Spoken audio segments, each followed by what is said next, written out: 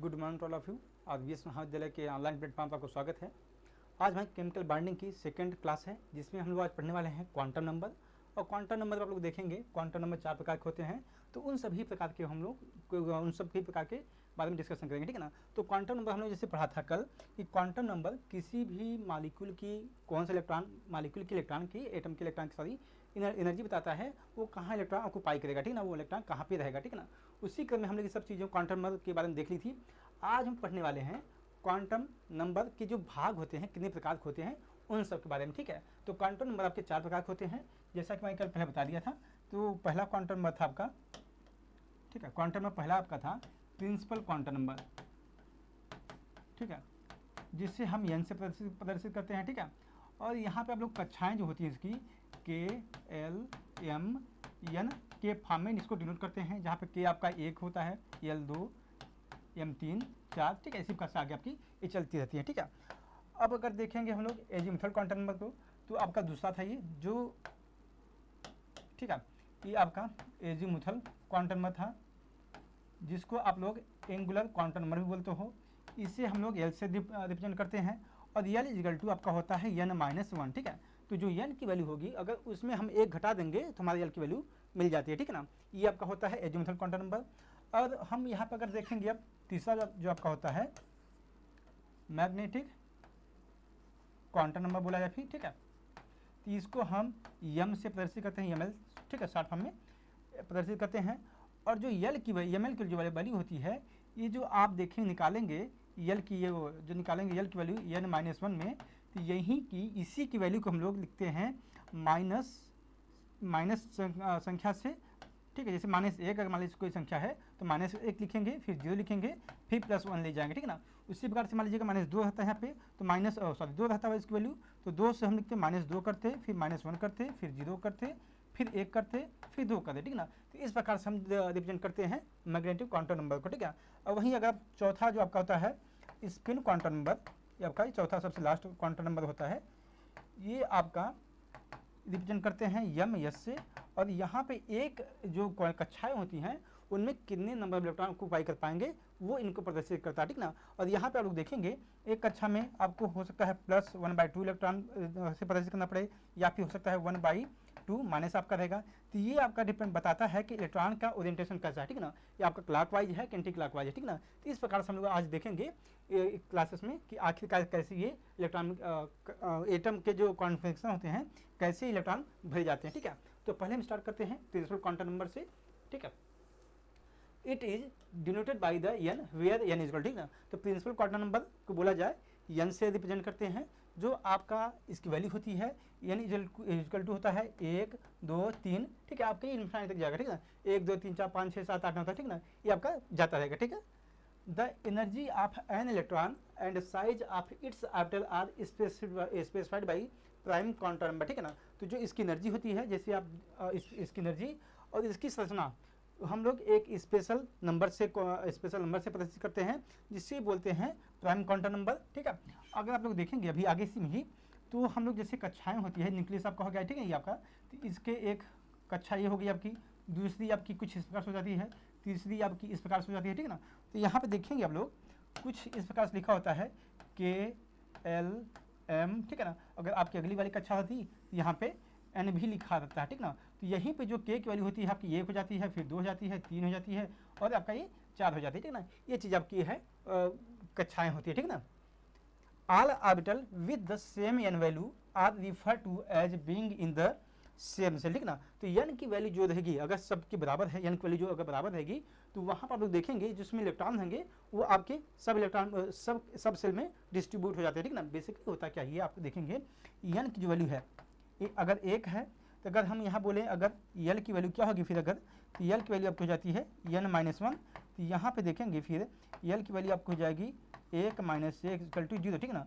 और जानते हैं आप लोग कि जो l की वैल्यू होती है, अगर वो 0 है, तो ये कौन सी कक्षा बताता है आपका, ये बताता है यस कक्षा, ठीक ना। अगर आपको इसको भी अगर जानना है, तो आप लोग देखा होगा आपने कि यस की वैल्यू जो वैल्यू होती है आपकी, वो 0 होती है, p के लिए आपकी 1 होती है, d के लिए ठीक है 2 होती है, और f के लिए 3 होती है, ठीक ना। तो यहाँ पे कुल मिला के इन सब चीज़ों को बताता रहता है, ठीक है। N electron in the n बराबर 1 orbital of hydrogen atom is it's ground state, ठीक ना। तो अगर कोई भी इलेक्ट्रॉन है n बराबर मान लीजिए 1 दिया गया है, तो इसका मतलब ये हुआ कि जो इलेक्ट्रॉन है वो ग्राउंड स्टेट में, ठीक है ना। ग्राउंड स्टेट मतलब हुआ कि वो आपके अभी एक्साइटेड स्टेट नहीं है, उसमें अभी एनर्जी को उसने एब्जॉर्ब नहीं किया, ठीक है। In its ground state N electron in the n बराबर 2, ठीक है। अब वही इलेक्ट्रॉन मान लीजिए, अब जो कक्षा होगी जो आपको बताया गया यहाँ पे न्यूक्लियस था, ठीक है, ये आपका बीच में न्यूक्लियस हो गया। एक कक्षा 1 K है, इसके लिए 1 है वैल्यू, आपकी जो आगे वाली वैल्यू है L है यहाँ पे KL, तो 2 यहाँ पे हो गया, ठीक है ना। अब इलेक्ट्रॉन मान लीजिए यहाँ पे अगर पाया जाता था, ठीक है, आप इलेक्ट्रॉन मान लीजिए इस कक्षा में पाया जा रहा है, तो इसे हम बोलेंगे इलेक्ट्रॉन भी ग्राउंड स्टेट में, ठीक है ना। अगर यही इलेक्ट्रॉन आपका दूसरी कक्षा में पाया जाना शुरू हो जाए, तो इसका मतलब हुआ कि इलेक्ट्रॉन का एक्साइटेशन हो गया है, उसने कुछ एनर्जी एब्जॉर्ब करके अगली कक्षा में वो जंप कर गया, ठीक है ना। ये चीज़ें बताई गई हैं। For a given an integer the total number of orbital is n बराबर 2, ठीक है ना। अगर यहाँ पे देखेंगे, अगर यही चीज़ें दी गई हैं, तो इसका मतलब हुआ कि आपके पास कितने कक्षाएं हैं, तो n इक्वल टू 2 आपकी हो जाएंगे, ठीक है ना। Significance of prime quantum number या फिर क्वांटम नंबर, ठीक है ना, या फिर principal quantum number, it determine the size of electron cloud that is the average distance of electron from the nucleus, ठीक है ना। तो ये क्या बताता है, जो प्रिंसिपल क्वांटम नंबर होता है वो आपको बताता है कि किसी भी एटम के ऊपर बोला जाए या फिर जो इलेक्ट्रॉन है वहाँ पे डेंसिटी कितनी है, ठीक है ना। जैसे आप ये आपका एटम हुआ, ठीक है। अब यहाँ पे इसके बीच में न्यूक्लियस है और यहाँ पे इलेक्ट्रॉन इसके चारों ओर पाए जा रहे हैं, ठीक ना। तो ये यहाँ बताता है कि आखिरकार कि इसकी साइज क्या है उस एटम की, और वहाँ पे इलेक्ट्रॉन डेंसिटी कितनी पाई जा रही है, और ये भी बताता है कि आखिरकार जो इलेक्ट्रॉन जो पाए जा रहे हैं न्यूक्लियस के, उनके बीच की दूरी भी क्या है, ठीक है। It determine the electron energy, ठीक है। क्या बताता है, इलेक्ट्रॉन की एनर्जी बताता है in hydrogen atom and hydrogen like particle, ठीक है। तो जो प्रिंसिपल क्वांटम नंबर होता है वो आपके हाइड्रोजन लाइक जो एटम रहेंगे या फिर हाइड्रोजन जैसे एटम होते हैं उनकी ये आपकी एनर्जी बताता है, ठीक है। अब इसको निकालने के लिए जो हमारा फॉर्मूला होता है, जैसे हाइड्रोजन लाइक एटम है या फिर हाइड्रोजन जैसे एटम है, उनके लिए जो एनर्जी निकालने का तरीका होता है वो आपका होता है En इक्वल टू 2π² me का 4, ठीक है, me की पावर 4 है, z स्क्वायर है अपान n square upon h square, ठीक है। तो जहाँ पे h आपका है, ये h आपका प्लांक कांस्टेंट है, ये आपका प्रिंसिपल क्वांटम नंबर है, ठीक है। ये चीज़ें आपको लिखी गई हैं। Where m equal to mass, ठीक है, आपका जो इलेक्ट्रॉन का मास होगा वो है, E इजकल टू आपका इलेक्ट्रॉन चार्ज होगा, Z आपका एटॉमिक नंबर है, n आपका प्रिंसिपल क्वांटम नंबर है, H आपका प्लांक कांस्टेंट है, ठीक है। ये चीज़ आपको यहाँ पे जो चीज़ें दी गई हैं, m क्या है, E क्या है, Z क्या है, ये चीज़ आपको पता चल गया कि इलेक्ट्रॉन का मास हो गया, ये आपका चार्ज हो जाएगा, ये आपका एटॉमिक नंबर हो जाएगा, n आपका प्रिंसिपल क्वांटम नंबर हो जाएगा, H आपका प्लांक कांस्टेंट हो जाएगा, ठीक है। The energy of various shell follow the sequence के आपका सब, ठीक है। अब यह चीज़ यहाँ बताई जा रहा है कि जो एनर्जी होता है, जो कक्षाएं की जो आप देख रहे हैं, न्यूक्लियस ये आपका बीच में था, अब यहाँ पे एक एक कक्षाएं हैं, ठीक है ना, ये आपका K L M, ठीक है।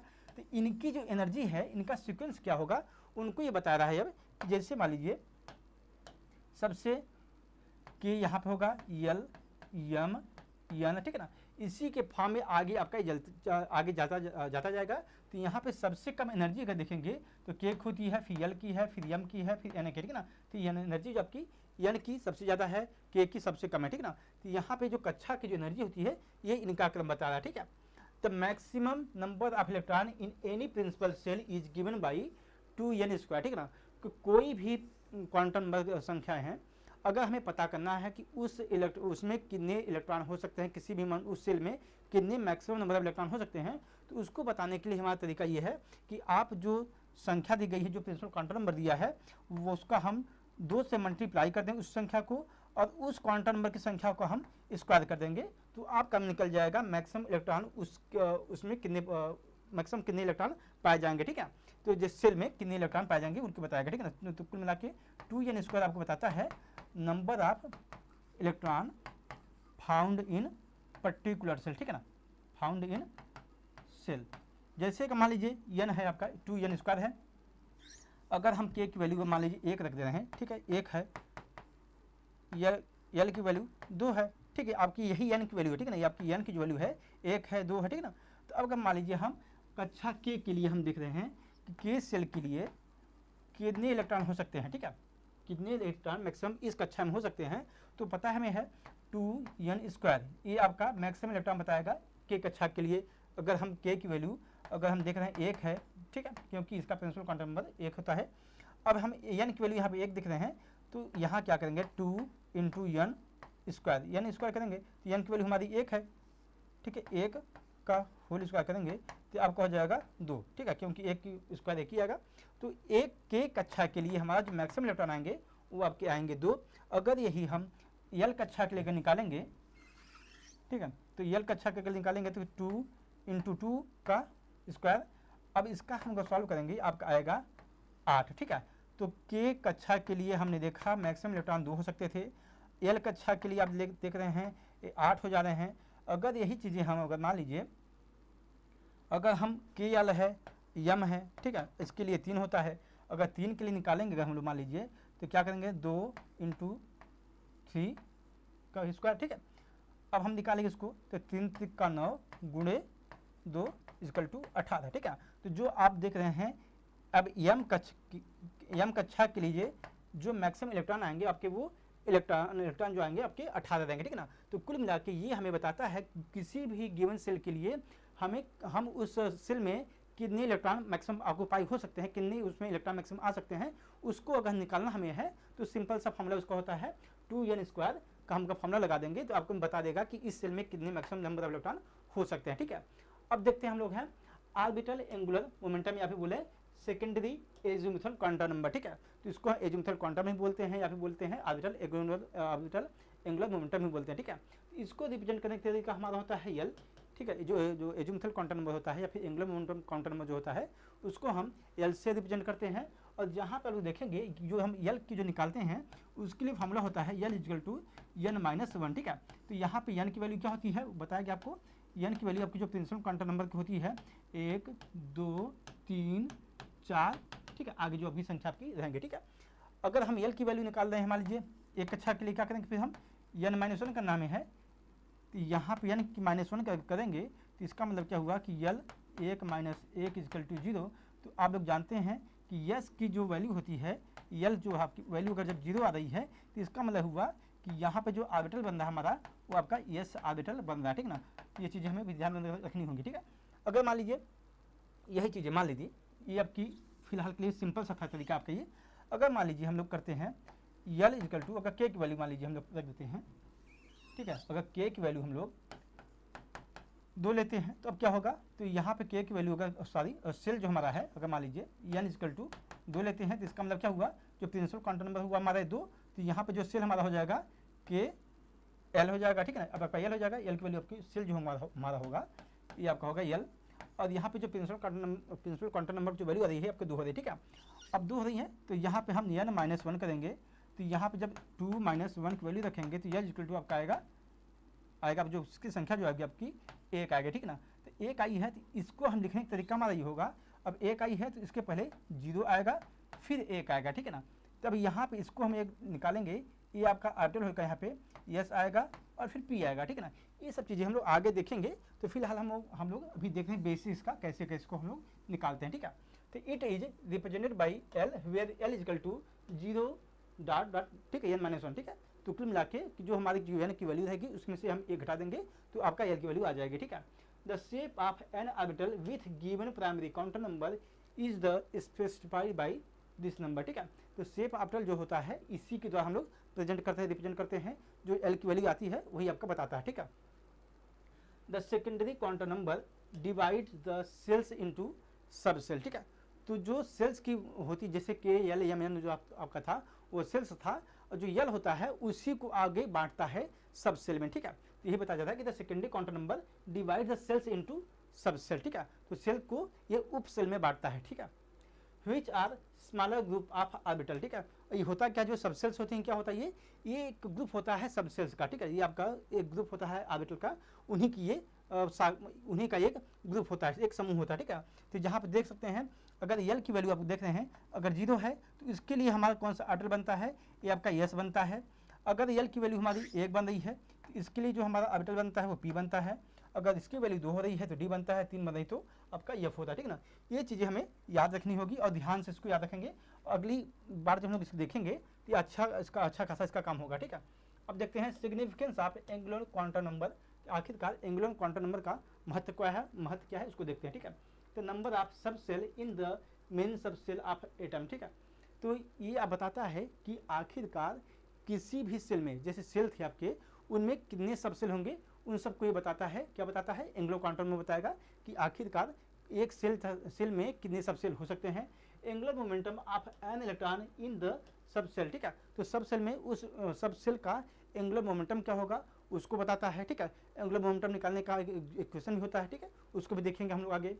एनर्जी और रिलेटिव एनर्जी या सब सेल, ये एनर्जी बताता है उस सब सेल की, या फिर रिलेटिव एनर्जी मतलब हुआ कि तुलनात्मक एनर्जी बताएगा कि आखिरकार किसकी एनर्जी ज़्यादा है, यस की ज़्यादा है कि पी की ज़्यादा है, ठीक है, ये आपको बताता है।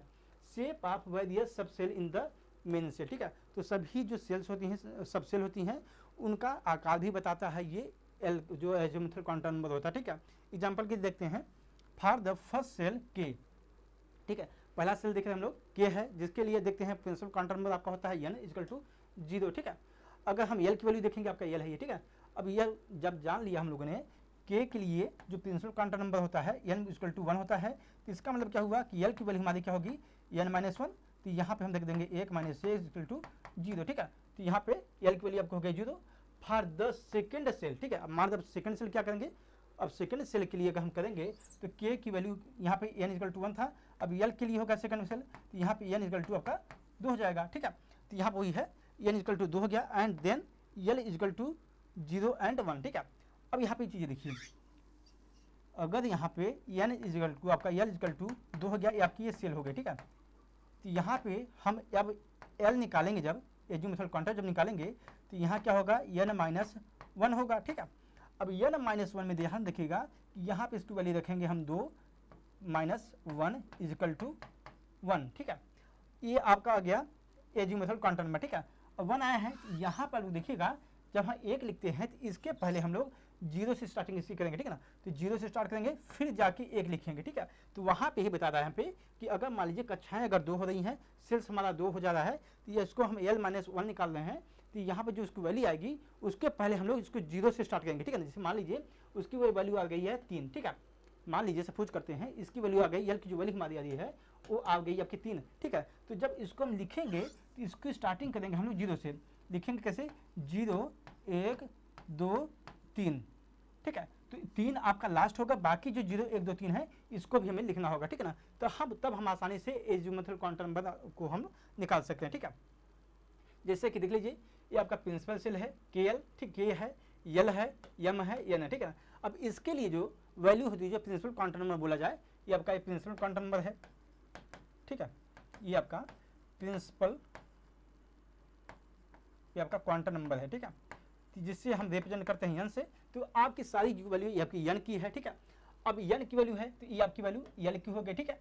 अगर हम देखेंगे यहाँ जैसे लिखा गया है आपका 0 0 1 2 3, ठीक है। अब ये कैसे आए हैं, अगर इनको अगर देखेंगे आप लोग तो k की वैल्यू यहाँ बताएगी पहले कक्षे के लिए, ठीक है ना, बताई गई है कि k की वैल्यू आपकी है 1 है, ये आपकी वैल्यू हुई n की, ठीक है।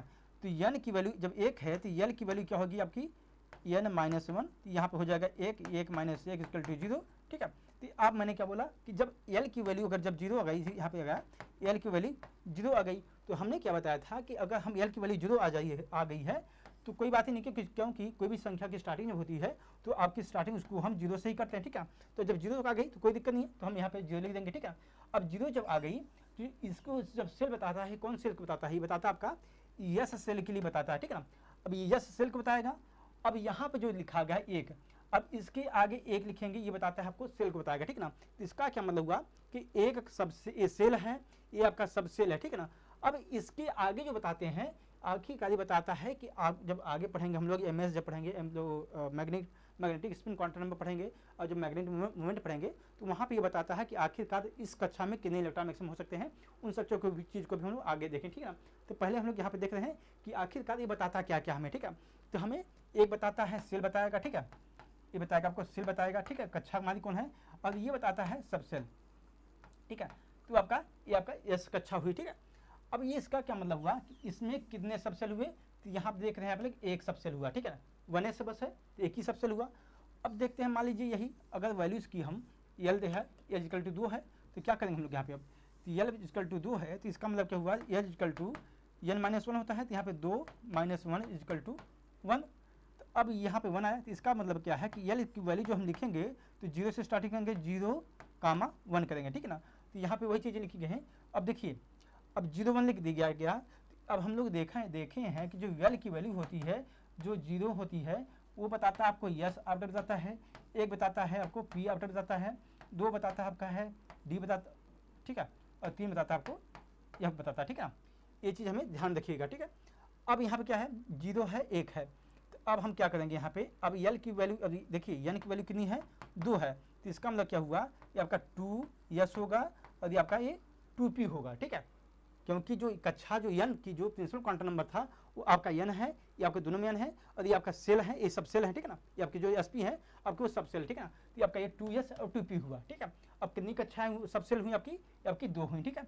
उसी प्रकार से अगर देखेंगे हम लोग अगला यम देखेंगे, अगर ये कक्षा 3 के लिए देखेंगे सेल्स हमारी अब तीसरी आगे मान लीजिए इक्वल 3 है, तो यहाँ पे एजिमुथल क्वांटम नंबर बराबर हम क्या होता है n माइनस 1 होता है। n आपकी वैल्यू जो आपकी है 3 है तो 3 माइनस 1 करेंगे, ठीक है। ये चीज़ अब क्या करेंगे हम लोग, अगर 3 माइनस 1 जब कर रहे हैं तो इसकी वैल्यू हमारी आ रही है 2, ठीक है। अब जब 2 इसकी वैल्यू आ रही है तो यल इक्वल टू क्या करेंगे हम लोग 0 1 और 2, ठीक है। अब यल इक्वल टू 0 1 2 आ रहा है, हम जानते हैं कि यल जो अगर बराबर 0 है तो इसका मतलब हुआ ये कक्षा हुई आपकी यस, ये हुई पी और डी हुई 2 के लिए डी हुई, ठीक है।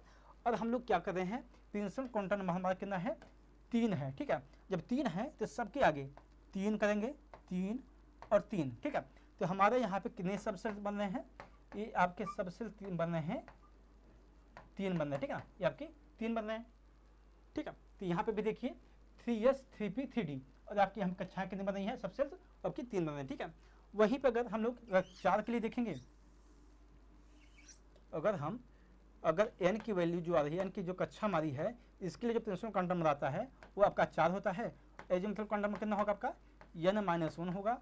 और यहाँ पे हम क्या करेंगे, अब n की वैल्यू आपकी देख रहे हैं प्रिंसिपल क्वांटम नंबर जो है वो आपके 4 है, तो यहाँ पे रखेंगे 4 माइनस 1 इक्वल टू 3, ठीक है। तो एजिमुथल क्वांटम नंबर कितना आया 0 1 2 3, ठीक है। तो जो 3 होता है उसके पहले हमें 0 भी लिखना होता है, ठीक है ना, यल के लिए। अगर एक चीज़ देखेंगे अब यहाँ पे, ठीक है, तो अब 0 की वैल्यू आपकी यस, ए पी हुई, ए डी और आपका एफ, ठीक है। तो यहाँ पे अगर हम यहाँ कितने के लिए निकाल रहे हैं जो आपका प्रिंसिपल क्वांटम नंबर है वो आपका है 4, ठीक है। तो अब सब के आगे जैसे यहाँ पे इन सब के आगे 4s 4p 4d और आपका 4f, ठीक है। तो ये चीज़ हमें लिखनी होगी सबके आगे, ठीक है। तो यहाँ पे सबसेल्स कितने आ गए पूरे आपके सबसेल्स जो आ रहे हैं आपके ये आपके 4 आ गए। और ये चीज़ देख लीजिए ये चीज़ें लिखी हुई हैं, ठीक है ना। तो इस प्रकार से हम लोग किसी भी कक्षा को इसके द्वारा हम लोग निकाल सकते हैं कि एक सेल्स में कितनी सब सेल्स बन सकते हैं, ठीक है ना। किसी भी सेल्स के द्वारा हम लोग आसानी से ज्ञात कर लेंगे कि उसमें कितने मैक्सिमम सब सेल बन सकते हैं। आगे हम लोग देखेंगे कि ये सब सेल से तो निकाल लिया गया, अब इन सब सेल में इलेक्ट्रॉन कैसे भरे जाते हैं उन सब चीज़ को भी देखेंगे हम लोग नेक्स्ट क्लास में, ठीक है।